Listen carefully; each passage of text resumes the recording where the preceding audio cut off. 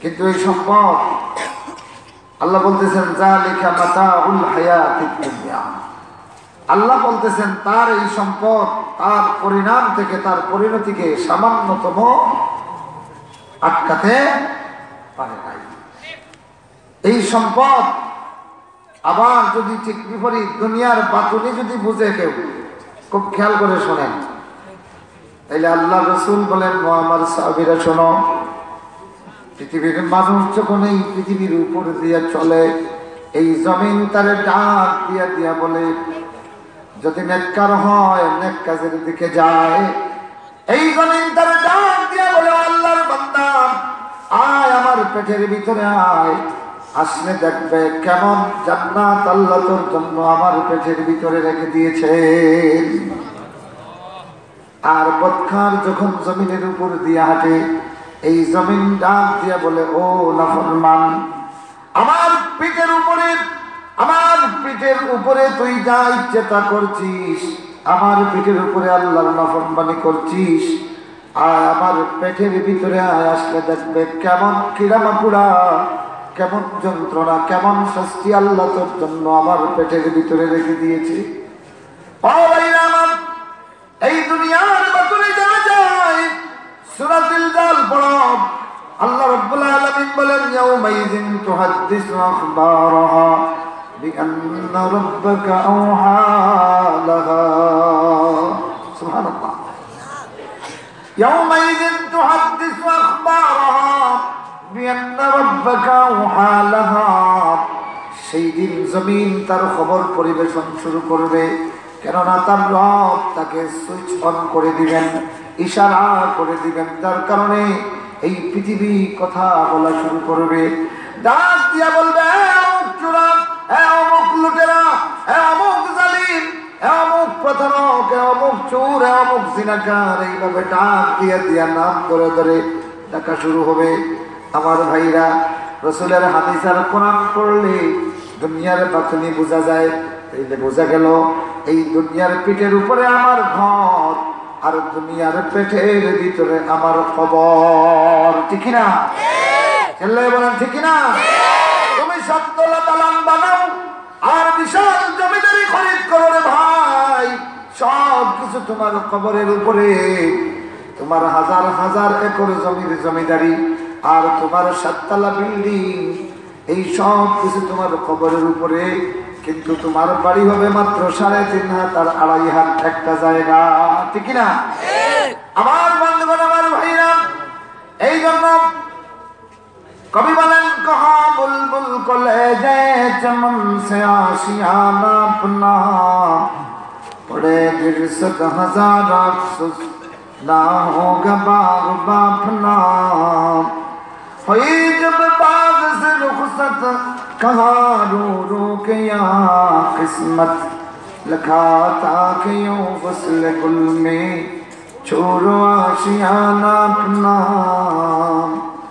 ना तूने गुल किया अपना, ना बुलबुले बाग बापना, चमन में किस बहरसू से बनाया आशियाना अपना, कदम सोए मरकद नजर सोए दुनिया, कदम सोए मरकद नजर सोए दुनिया, किधर जा रहा है किधर देखे था, पहाड़े पड़ जाएगी जमीन पर जलजला होगा, पहाड़े पड़ जाएगी जमीन पर जलजला होगा, मोहम्मद तख्त पर होगी अदालत पर खुदा होगा। और दुनिया মানুষ গুলি, কবি বলে তোমার প্রতিটি কদম কবরের দিকে এগিয়ে যাচ্ছে, আর তুমি এখনো কাঙ্গালের মতো ফকিরের মতো দুনিয়ার দিকে তাকিয়ে আছো, যাচ্ছ কোথায় আর তাকাচ্ছ কোন দিকে? ये चमन सहरा भी होगा, ये चमन सहरा भी होगा, ये खबर बुलबुल को दो ताकि अपने जिंदगी को सोच कर कुर्बा करे। আমার বন্ধুরা, আমার ভাইরা, সূরা কাফির আয়াত আল্লাহ পাক বলে দিয়েছেন কখন জানেননি? কখন বলেছেন? তার আগে আল্লাহ পাক 7 তরুণের বিপ্লবের কথা বলেছেন। তরতুস নামক ভয়াবহ বিদ্যুটে জালিমের কথা বলেছেন আল্লাহ। এই জালিমের জুলুমের কারণে ঈমান নিয়ে বাঁচা সম্ভব ছিল না। আল্লাহ রাব্বুল আলামিন তার এই দাপটকে ধ্বংস করে দিয়েছেন। অতঃপর আল্লাহ পাক যুলকারনাইনের কথা বলেছেন। সুবহানাল্লাহ পড়েন। এই তরতুস ছিল রোমের সম্রাট, আর যুলকারনাইন ছিলেন তামাম দুনিয়ার সম্রাট। পৃথিবীর উত্তর মেরু, দক্ষিণ মেরু, পূর্ব এবং পশ্চিম তামাম পৃথিবী তিনি সফর করেছিলেন এবং তার রাজত্ব কায়েম করেছিলেন। ও ভাইরা আমার, কিন্তু এই যুলকারনাইন যখন সিজদায় পড়ে বলতেন আল্লাহ তাআলা, ও মাওলা রে, এই পৃথিবীতে তুমি আমারে বানাইছো তামাম দুনিয়ার বাদশা, কিন্তু শোনো, আমার যে ছোট্ট গোলাম এই পৃথিবীতে তোমার আর কেউ নাই। আল্লাহ, আজকে তামাম পৃথিবীর মানুষ যুলকারনাইনের প্রেমে মুক্ত হয়ে যায়। ও ভাইরা আমার, হযরত সুলাইমান আলাইহিস সালাতু ওয়াত তাসলিমের দিন আসে দেখলেন সিংহাসনে আল্লাহ বলতেছেন, ফাআলকাইনা আলা কুরসি জাসাদুন ওয়ালকাইনা আলা কুরসি জাসাদা। আমি হযরত সুলাইমানের সিংহাসনের মধ্যে একটা মরা জিসিম বসাইয়া দিলাম। তো আমরা এটা দেখলে সঙ্গে সঙ্গে সেনাপতি ডাকতাম, জলদি করে আমার গদি উদ্ধার করো, ঠিক কিনা? সুলাইমান গদি উদ্ধারে না গিয়া সিজদায় পড়ে কান্না শুরু করে দিলেন। আল্লাহু আকবার। সিজদায় পড়ে কাঁদতেন আর বলেন, রব্বি আউজিনি আন আশকুরা নি'মাতাকাল্লাতী আন'আমতা আলাইয়া ওয়া আলা ওয়ালিদাইয়া ওয়া আন আ'মালা সালিহান তারদা ওয়া আদখিলনি বিরহমাতিকা ফি ইবাদিকাস সালিহিন। আল্লাহু আকবার। আমার বন্ধুরা, আল্লাহ বলেন, ও সুলাইমান, তোমার এমন বাদশা বানাইলাম যেই বাদশা কিয়ামত পর্যন্ত আর কাউকে দিব না। এত বড় বাদশা সিংহাসনে মরা দিছি, কিন্তু সিংহাসন উদ্ধার না করতে যাইয়া তিনি সিজদায় পড়ে বলেন, আল্লাহ, আমার সিংহাসন না বলেও চলবে। আমি জানি এই সিংহাসনে তুমি যারা বসাইবে তারে দিয়ে বাদশাহী করাতে পারবে। আল্লাহু আকবার। আয় আল্লাহ তাআলা, জীবিত সুলাইমান লাগবে না, মৃত জিসিম দিয়াও তুমি তোমার বাদশাহী চালাইতে পারো। ও আল্লাহ, আমার বাদশাহী না চললে চলবে, কিন্তু আল্লাহ তোমার বান্দা না হলে আমার চলবে না। আল্লাহু আকবার। আল্লাহ বানাইলেন এত বড় বাদশা। সুলাইমান আলাইহিস সালাম সিজদায় পড়ে বলেন, আল্লাহ, তুমি আমারে বানাও তোমার বান্দা। ওয়াদখিলনি বিরহমাতিকা ফি ইবাদিকাস সালিহিন। সুবহানাল্লাহ। আমার ভাইরা, এই দুনিয়ার বাতুনিয়া লোক শোনেন, খেয়াল করে শোনেন, পৃথিবীর পিঠের উপরে আমাদের ঘর, আর পৃথিবীর পেটের ভিতরে কবর, ঠিক না? চিল্লায় এখন, ঠিক না? আল্লাহ বলেন, আল মাল ওয়াল বানুন জিনাতুল হায়াতিদ দুনিয়া। অন্য আয়াতে আল্লাহ পাক বলতেছেন, এটা হলো চাকচিক্য। এটা কি? আর দুনিয়ার বাতুনি আর একটা আছে। এই দুনিয়াতে আরো কিছু কাজ আছে, যেই কাজটা করলে এটা হাসান হয়, সুন্দর হয়, সুবহানাল্লাহ, বিবেক তাজা হয়, রূহটা তাজা হয়। এগুলি হলো আল বাকিয়াতুস সালিহাত। সুবহানাল্লাহ পড়েন। মনে করেন গাছের যে পাতাগুলি, এইগুলিও সবুজ। এগুলি কি? সবুজ।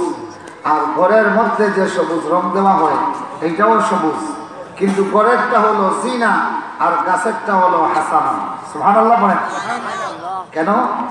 ঘরের এইটা রোদ বৃষ্টির কারণে কয়েক মাস পরে এখানে আবরণ তৈরি করে অন্য রং এইটাকে কি করে ধ্বংস করে দেয়, ঠিক না? কিন্তু গাছের যে সবুজ পাতা যতক্ষণ জীবিত থাকে, রোদ বৃষ্টি যা কিছু আসুক না কেন, তার রং অরিজিনাল থাকে। আমার ভাইরা, আমার বন্ধুরা, এই দুনিয়ার চাকচিক্যের জন্য তুমি যত মেহনত করো, এগুলো হলো জিনা। দুনিয়ার সৌন্দর্য মাত্র স্থায়ী, আর পরকালের জন্য যা করো, তোমার কবরের জন্য যা করবে, এটা হলো আল বাকিয়াত as-সালিহাত। সুবহানাল্লাহ। আল্লাহ বলেন আর স্থায়ী হলো নেক কাজগুলি। স্থায়ী কি? চিল্লায় বলেন স্থায়ী কি? একটু জিকির করেন সুবহানাল্লাহ আলহামদুলিল্লাহ সুবহানাল্লাহ আলহামদুলিল্লাহ সুবহানাল্লাহ আলহামদুলিল্লাহ সুবহানাল্লাহ আলহামদুলিল্লাহ লা ইলাহা ইল্লাল্লাহ মুহাম্মাদুর রাসূলুল্লাহ। একটু চেপে বসেন, সামনে যাদের খালি জায়গা আছে একটু চেপে বসেন। তো এখন যারা বাইরে থেকে আসবেন তারা পিছনে জায়গা রাখবেন। as-sabiqun as-sabiqun উলাইকাল মুকাররাবুন। আপনারা এগিয়ে আসেন, আপনারাই হবেন আল্লাহর নৈকট্যপ্রাপ্ত বান্দা। সামনের জায়গাটা ফিল আপ করেন। আর পিছনে আল্লাহ পাক বলেন ইযা কিলা লাকুম তাফাসসাহু ফিল মাজালিস ফাফসাহু ইয়াফসাহিল্লাহ। মুআজ্জাজ হাজিরিন, তো পৃথিবীর জাহির আর পৃথিবীর বাতিল দুইটা আছে, বুঝতে পারছেন তো? পৃথিবীর জাহির হলো আল মাল ওয়াল বানুন, এইটা দিয়ে আল্লাহ পাক অন্য আয়াতে আরো বলেছেন। এরপরে বলতেছেন যালিকা মাতাউল হায়াতিদ দুনিয়া, এই সব চাকচিক্য হলো সংক্ষিপ্ত জীবনের, আল হায়াতুদ দুনিয়া সংক্ষিপ্ত জীবনের মাতা কি? আগে শুনছেন জিনা কি, এখন বুঝতে হবে মাতা জিনিসটা কি। মাতা কি? এটা আব্দুল্লাহ ইবনে আব্বাস রাদিয়াল্লাহু তাআলা আনহু riwayat করেন যে আমি কোরআনে হাকিমের দুইটা শব্দের তাহকিক বোঝার জন্য দীর্ঘদিন মেহনত করেছি। একটা হলো মাতা আর আরেকটা হলো বরকত। শব্দ কয়টা?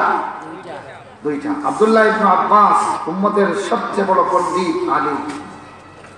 আদব বলেন, তাফসীর বলেন, হাদিস বলেন, যত উলুম আছে সমস্ত উলুমে উম্মতের সবচেয়ে বড় আলিম হলেন, হিবরুল উম্মাহ হলেন আব্দুল্লাহ ইবনে আব্বাস রাদিয়াল্লাহু তাআলা।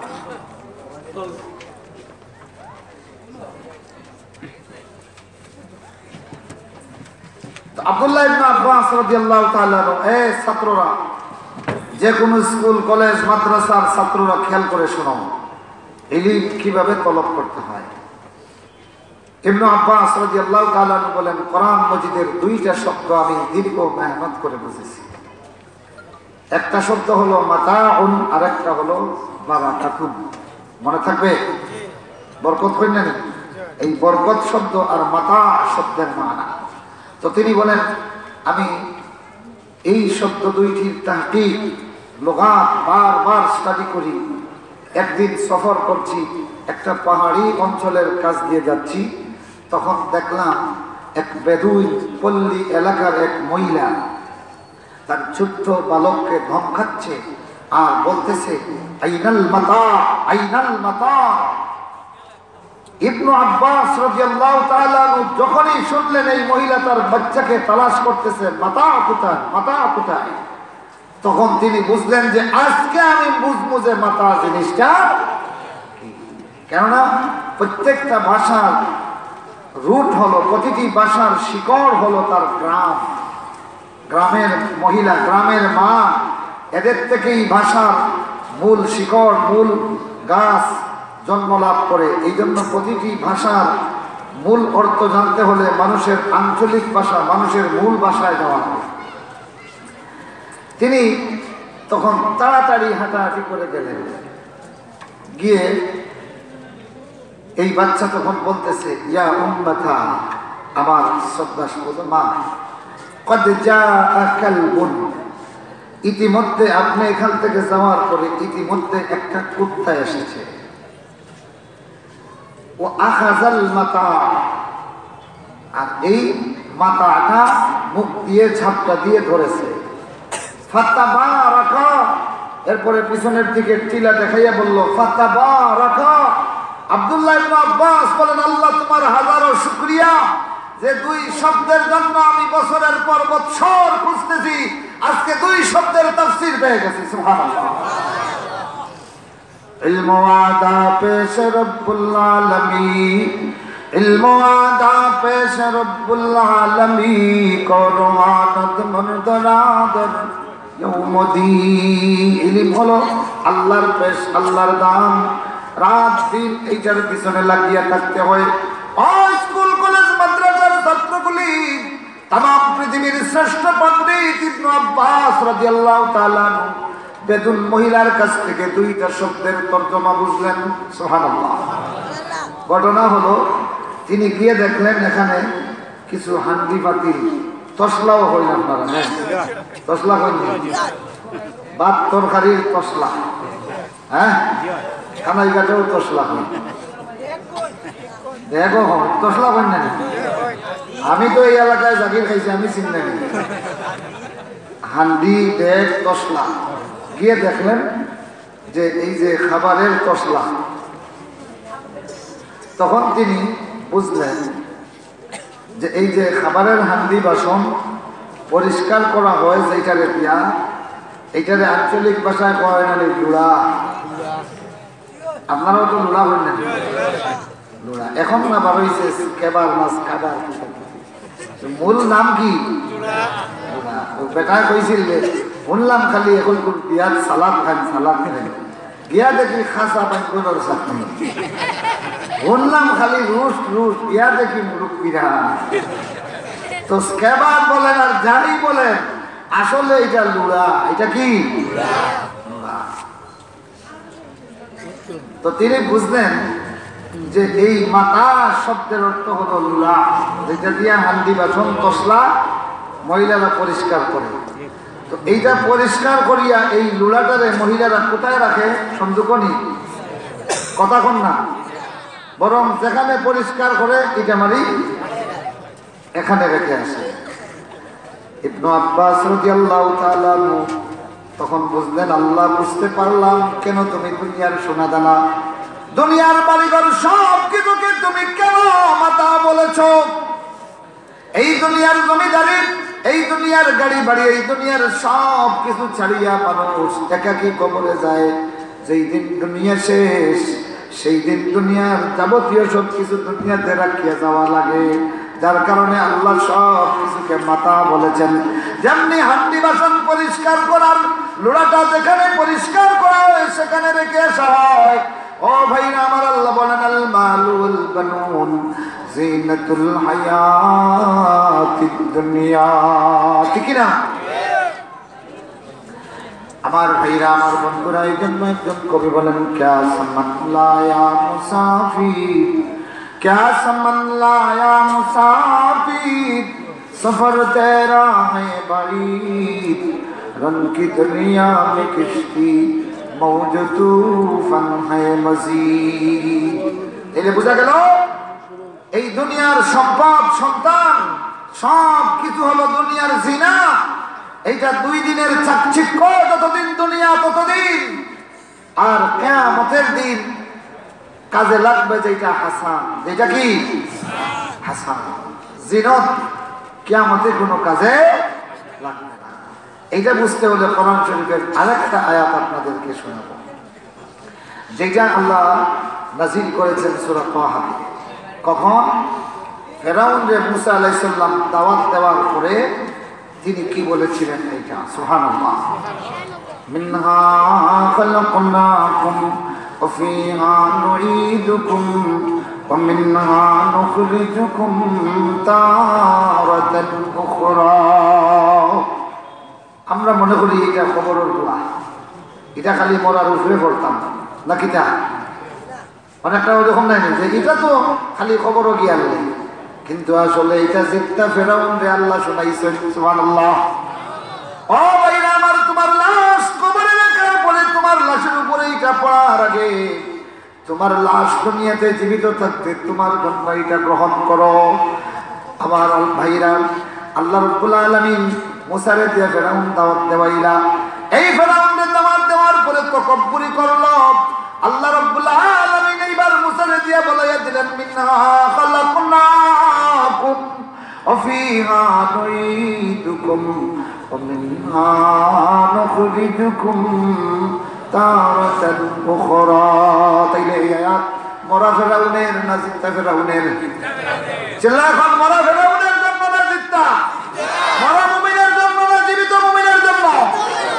আল্লাহ বলেন, ও দুনিয়ার মানুষগুলি শোনো, মিনহা খালাকনাকুম, দুনিয়ার বাতুনিটা দেখো।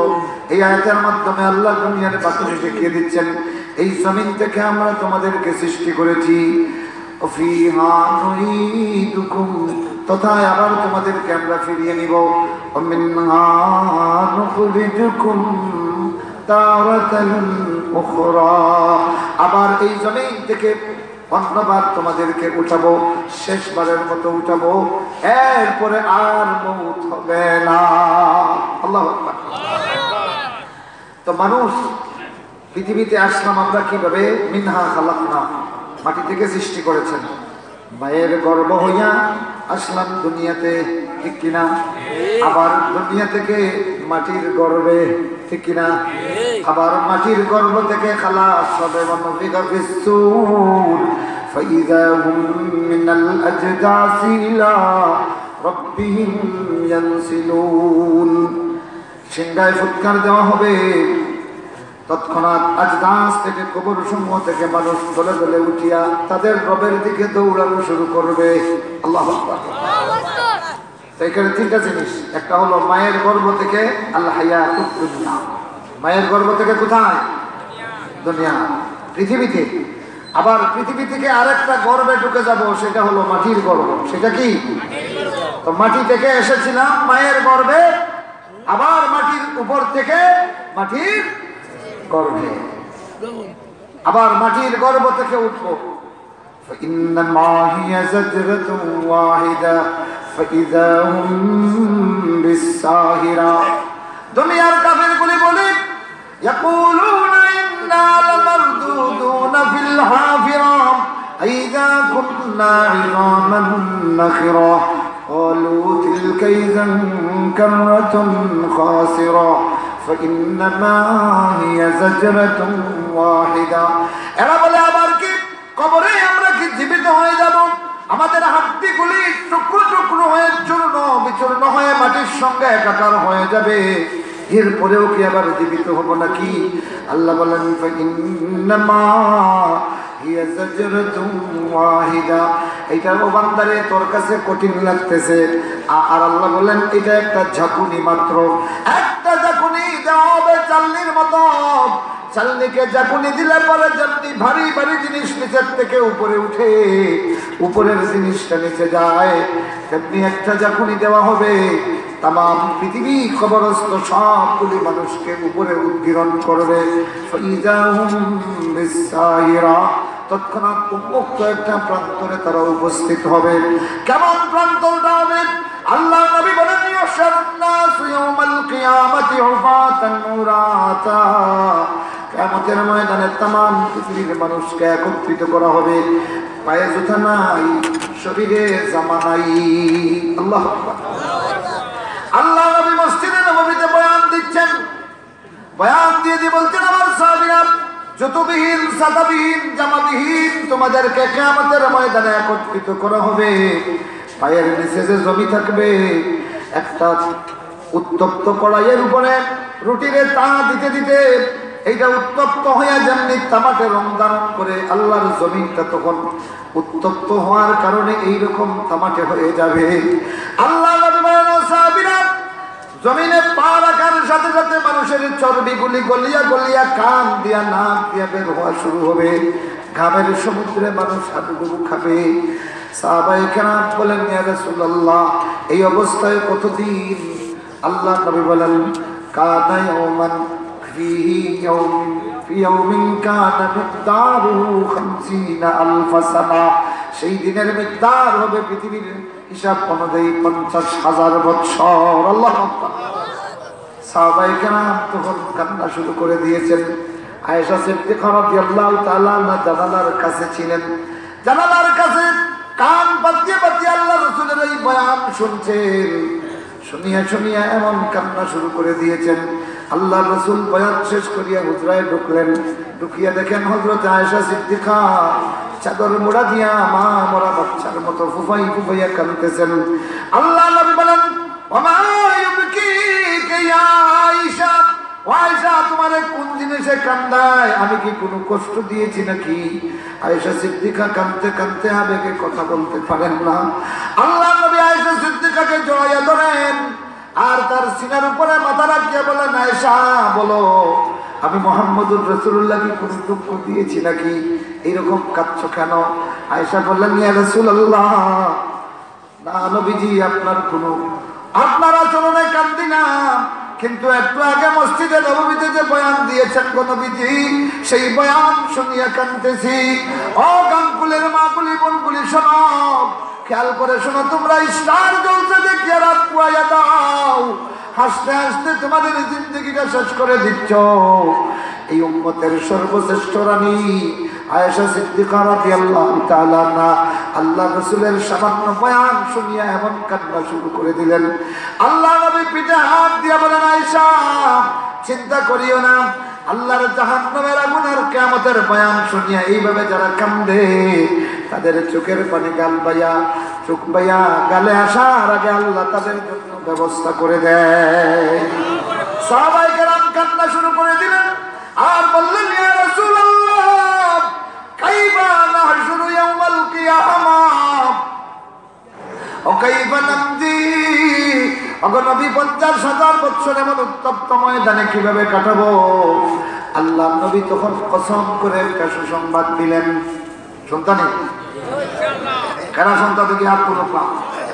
আলহামদুলিল্লাহ। তবে এক শর্ত হইল, সুসংবাদ শোনার পরে এইটা আর ছাড়া যাবে না। ও শক্তি করছেন তো ইনশাআল্লাহ? আল্লাহ নবী কান্নারত সাহাবায়ে কেরামকে বললেন, ওয়াল্লাযী নাফসি বিয়াদিহি, ও আমার সাহাবীরা শোনো, যে মওলার হাতে আমার প্রাণ, তার কসম করে বলতেছি, শোনো আমার সাহাবীরা, সেই 50,000 বছরের ভয়াবহ দিন মুমিন বান্দার জন্য, নেককারের জন্য এমন ভাবে যাবে, মুমিন বান্দা মনে করবে এক ওয়াক্ত ফরজ সালাতের সমান। আমল করবানি? এখন ফরজ সালাত আমল করবা তো? এখন অর্ধেক নাই আর অর্ধেক আছে, বাকি ওয়াজ ঘুরাইতে ঘুরাইতে কেউ থাকতা না। কিয়ামতের 50,000 বছর মুমিনের জন্য মনে হবে এক ওয়াক্ত ফরজ সালাত। সুবহানাল্লাহ পড়েন। তাইলে একদিনে কয় ওয়াক্ত ফরজ সালাত আছে? কথা বলেন না? 5 ওয়াক্ত। তাইলে 5×50 কত? 2.5 লাখ নাই? 50,000 5 দিয়া পূরণ দিলে কত হয়? তাইলে কিয়ামতের ময়দান যদি 2.5 লক্ষ বছর দিনে হয়, সেইটার ব্যবস্থা মুমিনের একদিনে আছে। সুবহানাল্লাহ পড়েন। নামাজ পড়বা তো ইনশাআল্লাহ? এক রোজ মুমিনাতোं में मरना जरूर है, एक रोज मुमिनातों में मरना जरूर है, एक रोज मुमिनातों में मरना जरूर है, पढ़ते रहो नमाज ये कौले रसूल है। आमीन बोलें। पढ़ते रहो नमाज ये चेहरे पे नूर है, पढ़ते नहीं नमाज तू अपना कसूर है। একটা ছোট্ট শিল্পী উর্দু ভাষায় আমি ইউটিউবে দেখলাম, সুবহানাল্লাহ, আমি মনে হয় 50 বার শুনছি। যতবার শুনি ততবার ভালো লাগে। তরুণরা, যুবকরা, ছাত্ররা, ইউটিউবের এক নিয়ামতে ভালো ভালো জিনিস তোমরা শুনবা তো ইনশাআল্লাহ। আমি এই বাচ্চাটার এটা শুনি আর মনে হয় যেন রাসূলুল্লাহ সাল্লাল্লাহু আলাইহি ওয়াসাল্লামের হাদিস আমার কানে বাজতেছে। আল্লাহু আকবার। এক রোজ মুমিনাতোं में मरना जरूर है, মুমিন, একদিন তোমাকে মরতেই হবে, অবশ্যই মরতে হবে। পড়তে রহো নামাজ ये कौले रसूल है। অতএব নামাজ পড়তে এটা হলো রাসূলুল্লাহ সাল্লাল্লাহু আলাইহি ওয়াসাল্লামের নির্দেশ। সুবহানাল্লাহ। আমার